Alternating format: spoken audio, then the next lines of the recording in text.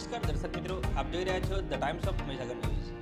નજર કરીએ આજના મુખ્ય સમાચાર પર। મોરવા હડપ તાલુકાની નાગલુદ ગ્રામ પંચાયતમાં થયેલ ભ્રષ્ટાચાર બાબત તાલુકા વિકાસ અધિકારીની રજૂઆત કરાઈ।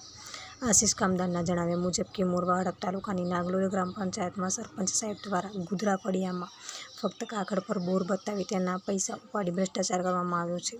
સાથે નાગલુદ ગ્રામ પંચાયતમાં હાલ જે આરસીસીનો રસ્તો બનાવ્યો છે એ જ રસ્તો અગાઉ વર્ષ 2021માં નરેગા યોજનામાં બનાવેલ છે અને 15માં નાણાં પંચની ગ્રાન્ટમાંથી પણ એ જ રસ્તો બનાવવામાં આવ્યો છે।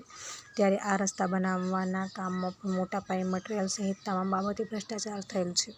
માટે મારી આપ સાહેબશ્રીને નમ્ર વિનંતી છે કે નાગલુદ ગામના સરપંચ વિરુદ્ધ તાત્કાલિક ધોરણે કાયદાકીય પગલાં ભરવામાં આવે, તેમનું પદ રદ કરવામાં આવે અને તેમની ખાતાકીય ચોકસાઈપૂર્વક તપાસ કરવામાં આવે તો ચોક્કસપણે તમામ ભ્રષ્ટાચાર ઉજાગર થાય તેમ છે। વિસ્તારના પડેપણના સમાચાર જોવા માટે અમારી channel the times of Mahisagar ન્યૂઝને લાઇક, શેર અને સબસ્ક્રાઇબ કરો।